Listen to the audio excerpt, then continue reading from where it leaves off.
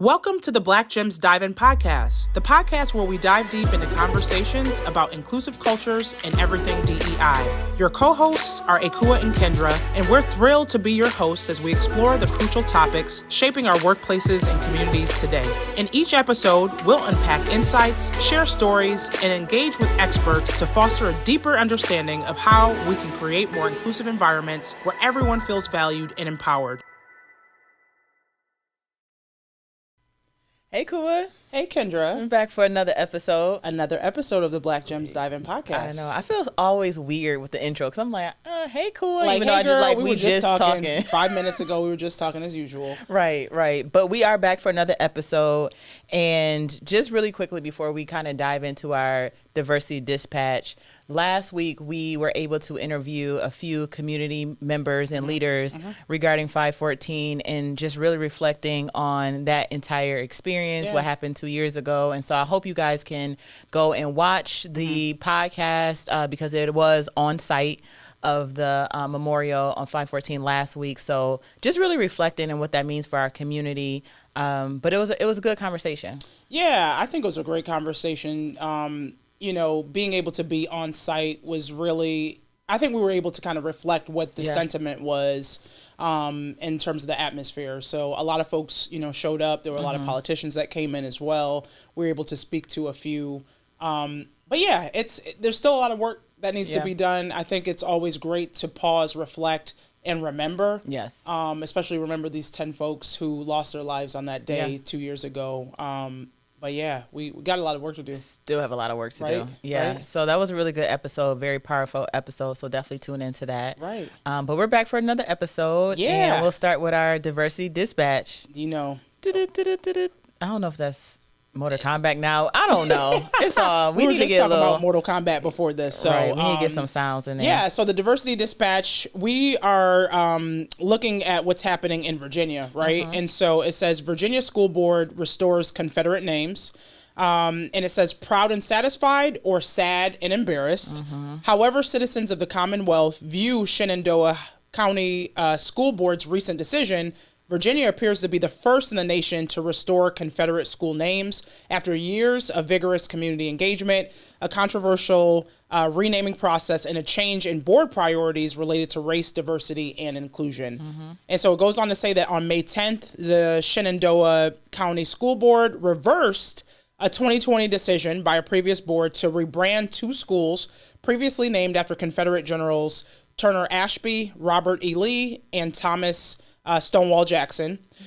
And in 2021, the schools on the division's southern campus, that included Norfolk Middle School, were renamed from Stonewall Jackson High School to Mountain View, and then the Ashby Lee Elementary School to Honey Run. And so it says, to some, the Confederacy represents a heritage of Southerners, their courage against the federal union and fighting for the rights of Southern states. Others view the Confederacy as defenders of slavery and a foundational aspect of Americans' history of racism. And so, 2020, and we talk all the time about a lot of this stuff being done as performative, right? Yes. And so we went through this racial awakening and racial unrest in the country after George Floyd's murder. Yep. Everyone's up in arms now. They're having conversations. We need to do things. So we start renaming things, right? So renaming schools. I remember the master bedroom. I think it was like some type of vacation home, and they said, let's rename the master bedroom to like the main bedroom or something like that. So a lot of this stuff people called out back then as performative, and now we're seeing it really is. Yeah. The pendulum is shifting. Right. I mean, it's not even shifting. It's swinging to the other side very quickly. And Virginia was one of the first states that I remember where they really started to look at some of the statues, the renaming of the schools, the statues of Stonewall Jackson, which is at the center of Richmond, I believe. And I remember going to Richmond and seeing that vividly, as well as the center of the city. But that was one of the first statues that got knocked down in 2020, right? And so it's ironic that that's one of the first states where they knocked down the statues and the renaming, and now they're one of the first states to kind of bring it back as well. Yeah. And so we are seeing this shift that is happening again. Like you said, it's performative. and reinstating these Confederate schools. And we know also, too, when it comes to budgets and all that, they're reinstating some of the other things that happen within the budget. Right. And they're just saying that they believe that these decisions are at the discretion of local and school districts, right? And so we're seeing this. But I guess the question will also be, as a person of color, right, going to these schools and attending these schools and seeing these statues, what is that feeling? What is that sentiment walking back into a school that was named after someone from the Confederacy that defended slavery? Right. And I mean, and it's an old argument, right? There's a lot of conversations around like the Confederate flag and what that represents. Even having folks cheer for people who lost. They lost. They were trying to hold on to a specific way of life back then. And now you have folks that are still defending that and trying to raise that flag high. They're trying to restore their history and that nature. But it really is disrespectful to many folks. Yeah. And so at this day and age, are we surprised? Are we, And I think I keep going back to the fact that this is happening in Virginia. I mean, we know that there's renaming all over, but in Virginia, I think about it as one of those pivotal states in many regards where Virginia was a place of Charlottesville, right? So we saw that years ago where, there was a white supremacist who used a car, right, to go through a group of protesters. And so you have Charlottesville happening. You had where they were one of the first states to push back on integration. Right. So I see Virginia as being like that pivotal state. That center state. That center state for a lot of these things that now is just going to catch wind onto these other states again. So it's interesting that it's happening in Virginia. Yeah, and I mean, it's 2024. Yeah. And so I know we always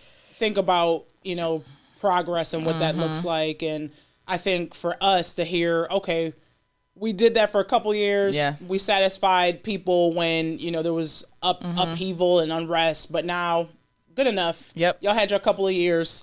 Now we're going to restore this back and be proud of this history again in that same way. And so that's why, like I said, people keep saying that this is performative. This wasn't real to begin with. And now we're seeing that pendulum swing back. Yeah. And it's like that pride, that Confederate pride. I know we had talked about this a little bit before the pod, but even in Mississippi, just reinstating Confederate month in April, right? The governor reinstating that April is Confederate month and really talking about the heritage behind the Confederacy. So again, it's like, no, we're here, we're strong. This is our heritage. This is what we're going to stand by. And so I say the pendulum is shifting back the other way. But even when I think about in 2019, right, even before 2020, was it this prevalent, right? Was what we're seeing, were these things existing, and was it in our face as much as it is now? Are we just more aware of it? Are we going back to even the 50s or 60s where this, it's like, what point in history are we going to keep just going backwards? Yeah.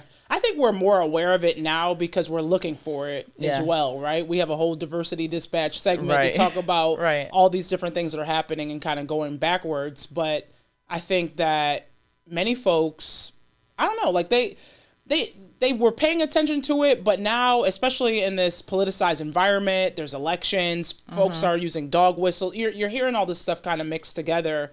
But at this day and age, I think it was already happening before. I think there was an outcry and an awareness back in 2020. And now folks aren't paying maybe as much attention to some of these things, and it's going back. And so it's easy to go back when people aren't paying attention, because back then you had protesters and folks that were calling out certain things, certain practices, talking about businesses and what they were doing, how they were investing money. I think that's happening again, even in this, day and age with the genocide and the things that are happening. So folks are paying attention in certain ways, but the reversal and the swinging back in the midst of everything else, I don't know. I don't know if it's really centered in that way. Yeah, and then thinking about what the implications are behind that, like what's in the name, right? What does that mean, right? And so I just go back to people who have to walk past the statue or go into reminder. Into the schoolhouse. I sound so old, the schoolhouse, but to go into school and with that name, it is a reminder that you feel less than, and you're not welcome here. Exactly, and we don't care about your comfort. And what that looks like, even though this is a losing side, right? Like, I don't know any other wars where it's really the losing side that gets to promote their heritage, and you get to hold on to. But it's not just about that. What the losing side. It's it's a reminder of slavery. Oh, for sure. Yeah, for sure. It's like we lost, but also too, it's a reminder of slavery. Don't forget. Yeah, don't forget. Don't forget. Yeah, yeah. So we gonna see, y'all. I don't know. I'm not completely surprised, but at the same time, it just reiterates that heavy. It was never meant to be in the first place. It's heavy. You know. Yeah. It's heavy. We'll keep our eyes out, y'all. Yes. We'll keep our eyes out on the diversity dispatch and what's happening on that side. Absolutely. So we're going to dive in. Let's dive on into our topic of the day. And this comes from the Independent. And it says Representative target by Marjorie Taylor Greene brands her absolutely racist as parties respond to fiery clash. So before we even go into this article, we all saw kind of what happened. Saw it. Do you know what we're here for? You know we're here about AG. I don't think you know what you're here for. Well, you the one talking about. I think your fake eyelashes are messing up. No, ain't nothing. Hold on. Listen. Order. Mr. Chairman, That's beneath would even you your please history. regain order of your committee. Order. I do have a point of order, and I would like to move to take down Ms. Greene's words. That is absolutely unacceptable. How dare you attack the physical appearance of another person? Are your feelings hurt? Her words down. Oh, girl, baby girl. Oh, really? Don't even play. Baby girl? I don't think we are going to move, and we're going to take your words down. I second that motion. So, you agree to strike your words? Yeah. Okay. Ms. Greene agrees to strike her words. I believe she needs to apologize. No. She needs to apologize. Okay, hold on. Then after Mr. Perry's going to be recognized, then Ms. Greene I'm not has 4 minutes and apologizing. 21 Well, seconds. then you're not striking your words. I am Mr. not Perry. apologizing. Now let's go. Come on, guys. It's me. Ms. Crockett. I'm just curious, just to better understand your ruling. If someone on this committee then starts talking about somebody's bleach blonde, bad built butch body, that would not be engaging in personalities, correct? A what now? Chairman, I make a motion to strike those words. I don't think that's Hold a on. parliament. I'm trying to find clarification on what qualifies. Chairman, motion to strike those I had no idea words. what you just said. We're not gonna do this. Look, you guys earlier literally just You just voted to do Y'all did it. it first, so you You don't just want to voted to do it. Order. I'm trying to get clarification. Look at calm down. No, because this I is would what like y'all to get do. through proceedings. So I'm trying to Hey, get Ms. clarification. Crockett, you're not recognized. Because social media has been like putting this out there, promoting some of the words that have been talked about. But yes. So we saw what happened, but it says Texas Democrat Rep. Jasmine Crockett called Georgia Republican Rep. Marjorie Taylor Greene absolutely racist after the Georgia Congresswoman she made comments about her appearance during a House Oversight Committee hearing. Ms. Greene mocked the Texans for her false eyelashes, prompting the Thursday night hearing to derail into chaos with Alexandria Ocasio-Cortez joining the confrontation. Mm-hmm. She is racist. I mean, I don't have any questions about that because, I mean, I don't know that she's ever attacked her own colleagues, Ms. Crockett said during according to The Hill. She went on to say that Ms. Greene and Colorado Republican Representative Lauren Boebert aren't getting along. Boebert has clip-ins in her hair, and Boebert wears lashes too. Sometimes it looks like, I don't know, but she doesn't attack her for any of that, Ms. Crockett says. And then just goes on to talk about more of the commentary behind that. But the hearing on Thursday night had been moved to 8 p.m. to accommodate some Republicans who went to New York to back former President Donald Trump during his hush money trial. It was scheduled to mark up the resolution to hold Attorney General Merrick Garland in contempt for refusing to share audio from President Joe Biden's interview with then Special Counsel Robert Hur regarding his handling of classified documents. Mr. Biden asserted executive privilege over the audio. So this was the hearing over General Merrick Garland, but it got out of control, right? It really did, yeah. And I was watching it live, and I remember sitting there, and I'm just like, wait, what is happening? I'm like, is this Congress or is this Housewives, right? Listen. Like, literally, that's what I was thinking. But when you dive a little bit deeper into what was going on, you know, we see where Marjorie Greene was attacking Crockett for her looks, right? Yeah. And this is not the first time we've seen this in Right. Congress, outside of Congress, Right. right? And those implications behind that, what that looks like. Yeah. So Okay, we gotta break this down. We gotta break it down. Let's break this down a little bit more for the folks who may have not seen it. I don't know how y'all didn't see this because it's been over the airwaves everywhere, Yes. right? But essentially, the session was moved, right? So you talked about that. So how did we get here in the first place, right? The session was moved because there were folks who went out to support Donald Trump during his trial. You saw, and I remember seeing the pictures of that. Like they were, and it's not like they went into the courthouse with him. They were just standing there kind of in solidarity to say, hey, we're here. We got your back. Right. You know, whatever's going on, we support you in that way. And so they moved the time frame to begin with. So already it's moved. They're having a discussion around, you know, using this audio clips that came from President Biden to try to use that in this trial and get some insights around what he had said around that time. And so the conversation kind of kept shifting because Marjorie Taylor Greene was saying, hey, y'all are always coming out and you're talking against the president. You're, you know, President Trump. You continue to bash him. You continue to do all this stuff. And Representative Crockett was like, wait, what does that have to do with what we're here to talk about first and foremost? Because you're having conversation over here that's not really related here. And then that's when all the calamity then ensued, right? So she's saying, what does this have to do with Merrick Garland? Do you know what we're here for? She's asking her, do you even know what we're here for? And then that's when she says, Greene said. Yeah, so she's like, I don't, so Greene said, I think your fake eyelashes are messing up what you're reading. And so then the comments prompted a discussion around whether you can strike those comments from the record. And then that's when AOC was branding this as disgusting and saying she needs to apologize. And so then Ms. Crockett said, I'm just curious, just to better understand your ruling. Because they ruled in favor to say, you know, what she said was not against the rules, but it was just personalities. Yes. What was that? So she basically was just understanding the ruling of like the actual trial behind it. So it wasn't just like the ruling of what she said about personalities. Right. It was just like what she brought to the table in terms of the audio. Like it was a bigger picture that was being painted other than like what was actually being read. It said engaging in personalities. Yeah, well, that's what it was. And you know, so if that's ruling to say, oh, that's okay, she can talk about your appearance as long as it's quote unquote engaging in personalities, then it's okay. So then that's when Representative Ms. Crockett said, okay, well, let me just understand. I'm just curious to better understand your ruling. If someone on this committee then starts talking about somebody's bleach blonde, bad built, butch body, that would not be engaging in personalities, correct? And then there was this whole thing like, wait, what now? Like, I don't, and, you know, a couple of smirks that were happening from other members across. And then that's when all, you know, this calamity broke loose, right? And so there was another representative that said, hold on, let's strike that. You know, she's coming for her. And then when Ms. Crockett, Representative Ms. Crockett started to say, hold on, like, I'm just trying to understand. If she can talk about me, I just want to make sure that this is okay in terms of the precedent.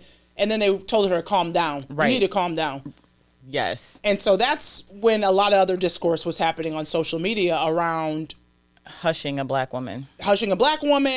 Also, you know, who gets the benefit of being able to talk about someone in this nature? Does she have to stop? Right. Does she have to stop? You know what I mean? So it kind of ensued in this big melee of conversations. And there were some arguments that ensued afterwards. Right. And then you have AOC who told the press on Friday, it is not lost on me that Ms. Greene targeted one of the only black women on the committee for some of the most egregious and disgusting comments, and with the expectation that it will be ignored. You have a bunch of members who had skipped legislative votes yesterday in order to go to Donald Trump's trial. There was drinking going on in the hearing room on the Republican side. Now, this is a direct quote.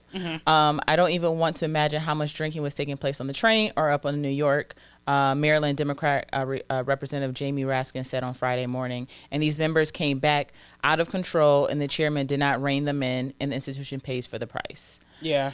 So they skipped votes in order to go and support Donald Trump at that time. Now they're coming back. Some people sound like they're a little tipsy in terms of what was happening and just the behavior. But it's also a question of like, when did we get to this point? How did we get here? Yeah. How did we get here where these type of dynamics are happening in session, in legislative session, and now everybody's looking at us like, what y'all really doing? And it's not even just that, right? If this is allowed to play out on a national level, right, when you have people who are voted in to uphold the Constitution, to protect the people, and to serve the people, and this is happening, this is why a lot of the things are able to play out in communities, and organizations, and a lot of things that we're a part of, because this is what is being on display at the national level, at the highest level in our institution. Yeah. And so when we're looking at microaggressions, there's a lot to break down. Sure.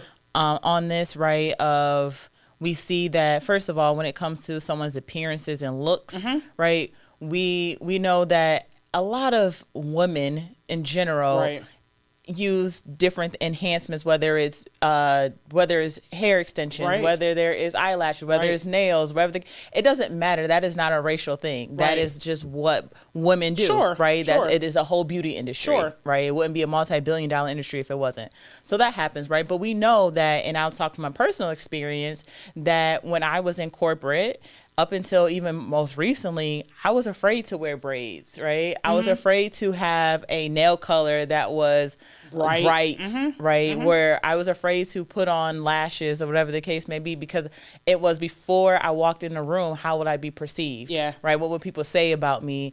Am I looked at as being less than because I have braids in my hair, whatever the case may be? But we know this to be true. Yeah, and it's funny because I think we did an episode some time ago around the grooming gap and the cost of vanity and what that looks like, and how women naturally spend more to keep up appearances because there's also this beauty standard. The more beautiful you are, the more money you'll make. You know, if you're smaller in size, your paycheck goes up. If you're larger, your paycheck goes down. There's all these different corresponding data points that talks about grooming and vanity and what that cost looks like. I will say that as a Black woman, we're always mindful, I think, of how we present ourselves in the workplace. And I know we also had that conversation in the past as well. Prior to 2020, I used to really be concerned about those things. After that, I was just like, y'all just going to get what y'all going to get at this point, right? Because that doesn't reflect how I show up. That doesn't reflect, how smart I am, how capable I am of doing a role. If I want to have my hair blonde, that's what I'm going to do. Right? But I will say that is a conversation that we continue to have, right? And I know that there's been challenge in a lot of different ways, but at this point in time, I just am who I am. I also am a business owner now, so I don't really care what y'all think, because I can show up, I'm going to do my nails, whatever types of color, and just be able to represent myself. But I will say that we have to think about a lot of these things a little bit more, because there's also different stereotypes that are associated with how we show up in the workplace in that way. Yeah, absolutely. And I know, like I said, there's women in general, they definitely use different things. Like I said, I keep saying use different things, enhancements, right? Weaves or whatever the case may be. But you're right? How do you show up? And then even at the highest level of the land, right, that this is something that plays out. What I did like, though, is how AOC came to her defense, right? And I correlate that to when you're in the workplace or you're in another setting, how someone may diminish you or may say something about you, and how sometimes someone may not speak up, right? Or someone may not say, hey, this is not inappropriate, right? And the fact that AOC spoke up and said something, I mean, the way that she did it, what did she say? She was like, she called her baby girl. Baby girl. But she spoke up, in Crockett's defense.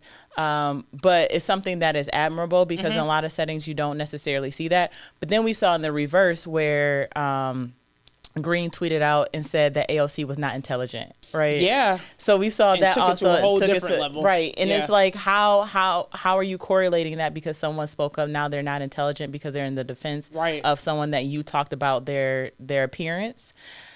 So let's talk about some personal anecdotes around microaggressions in the workplace, how we've had to experience them, if other people have come to your defense, and what that looks like, because it actually reminds me of a time, and I won't say the organization, but I was working at an organization where there was a white male who used to say all types of things to me, right? Like, without giving too many details, it was just this incident where, he had adopted a child who was biracial. There were conversations around what that looked like. But he used to say what he thought was funny things around the workplace. Like, guess what? I'm going to get the Best Black Father of the Year award. And he would say it in terms of being in my proximity and saying things like that. And haha, isn't this funny?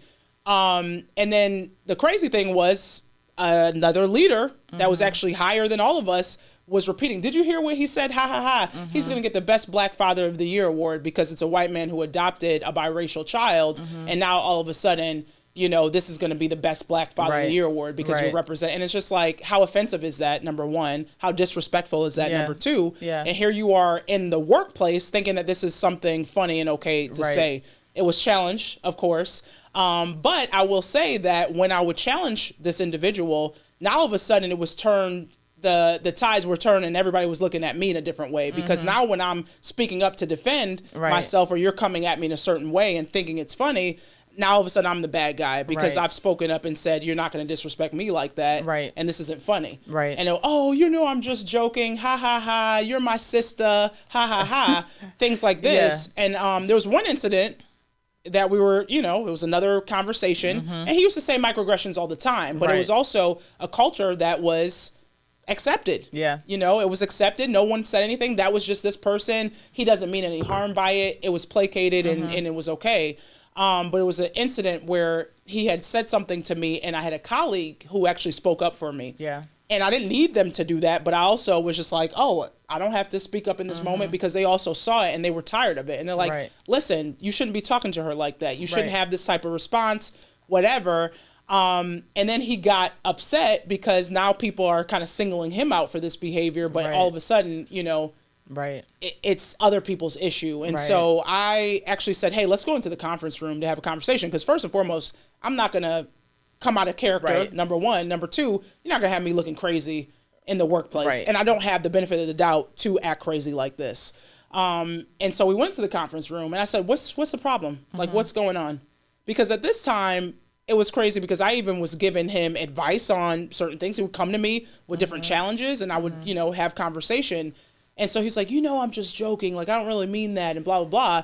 But it's like, now that I meet you where you're at, now all of a sudden it's an issue, right? So in the workplace, I don't know if we as Black women, as people of color, people who are coming from underrepresented groups have the benefit of the doubt to really challenge when people are playing in your face. I think now, though, I keep saying this generation, but this generation, they challenge those conversations and they challenge those statements a lot more than we did. And I just think about, when I was growing up, it was keep your head down, keep your eye on the prize, and keep it going, right? Be quiet, and so get be your quiet, paycheck. get your paycheck, and keep it moving. And so we dealt with a lot of those microaggressions because that's what our parents had to deal with, right? And so now you have this younger generation, they're going to speak up. They're like, oh, heck no, we're not dealing with this. Like, I'm out. And they're jumping to another job, right? Or they're creating their own. And so I don't see them placating as much. But also too, I think about, some of your stories definitely sat with me because I think about even when I was in college. So I went to college at 16 and a lot of the things that I was going through was just learning lessons along the way. It wasn't necessarily with my peers of my age. Right. And so just dealing with that was a struggle. And then going and playing Division I basketball on top of that, being away from home, there were so many things piled on top of each other. And now you're just put into this new environment, say, play basketball and make sure your GPA is where it needs to be. And I struggled my freshman year. Like I definitely struggled socially. I struggled in so many different ways. And when you're playing basketball, that becomes your family, or any sport becomes your family. And I remember going to my coach and I said, I'm struggling. And she's like, I can see that, and she said, well, I think you're struggling because you came from the hood. And Excuse me? Excuse me? She said that. And I'll never forget, she said, because you came from the hood and you're now in this great place of Colgate University and, it's a new place for you and you're struggling because you came from the hood and now you're here. And I remember sitting there like, did she just say what I thought she said? Right. Like, first of all, you don't know where I came from. First and foremost, you don't know where I came from. And I remember at that time, going back to my teammates and I said, can you believe she said this? And it was only me and another black girl on the team. And we both looked at each other like, I can't believe she said that. But my other teammates, my nickname became Hood. That was my nickname. Because they thought that it was funny, that they thought it was a joke. And I'm like, no, this is not funny. This is my life. This is what she's saying.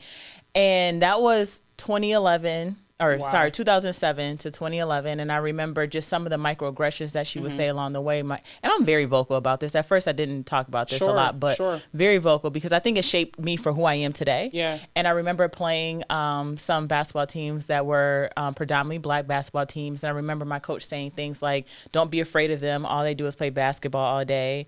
They're not as smart as you. And like to our team, like that would be the pep talk. Wow. And I'm like, I can't believe this is, but I felt so alone. And I remember writing about my experiences, sending it off to NCAA, sending it off to Colgate about my experiences and what I went through. But I wish at that point in time I had teammates that spoke up for you. Yeah. And 2020 happens. I get a flood of calls from teammates. I'm so sorry that this happened. I wish we could have spoke up, but why didn't you? Yeah. Right.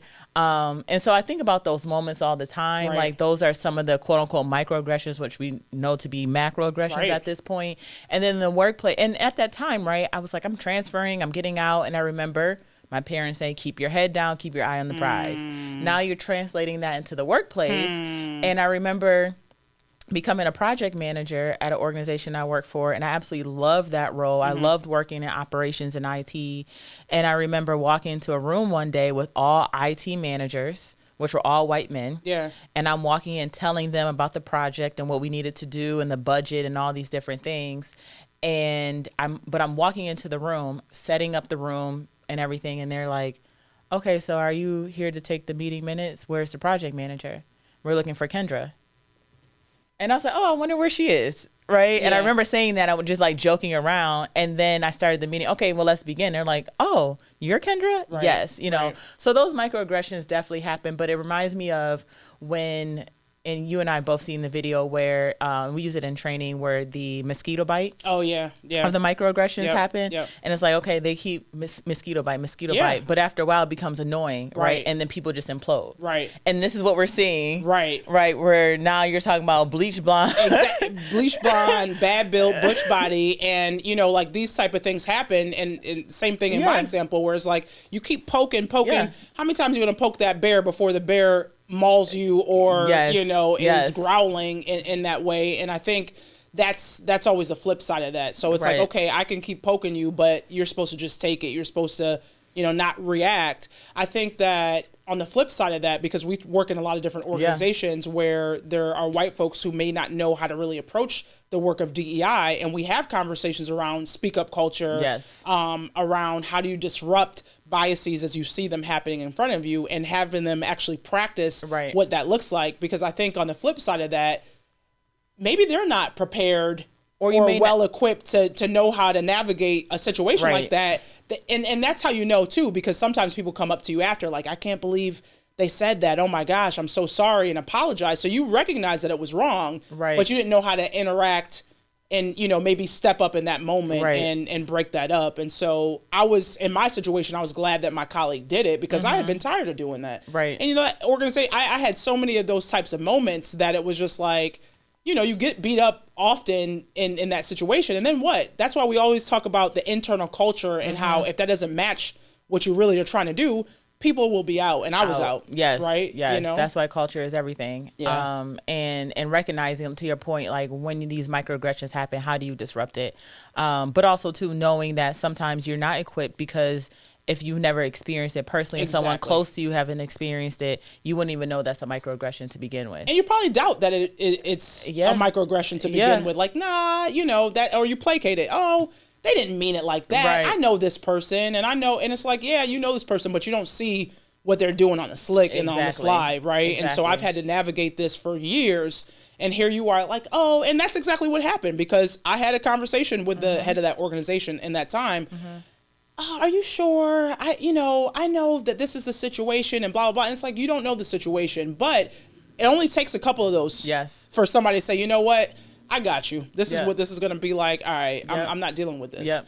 And that's why we see the turnover in some of these companies are so high, because that culture doesn't match. Exactly. Right? Exactly. So, yeah, I mean, when we watched what happened this weekend, I was like, oh my gosh, but I get it. Yeah. I get it. Yeah. Right. Yeah. She's tired. And Right. the fact that AOC and others, just wasn't her, Right. spoke up on her behalf. But let me say this, Crockett monetized because she has now trademarked. You did say that. What is it? I can't even say now. It's too many B's. Bleach blonde, bad built, butch body. Yes. And so she's trademarked that. She filed for trademark two days ago. Because it blew up on the internet. And like this day and age, everything is like shock and awe and crazy on the Right. internet. But people have now remixed it in songs. Yeah.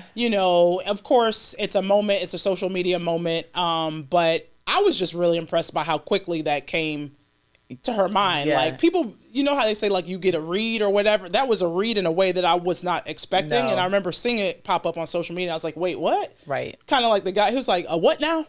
Yeah. Like what now? Yeah. Yeah. So I don't know. I also just think that we got to have better things happening at our courts. And, I know there's also conversations even on the Supreme Court. And was it Alito that supposedly had a flag that was flying, the opposition flag?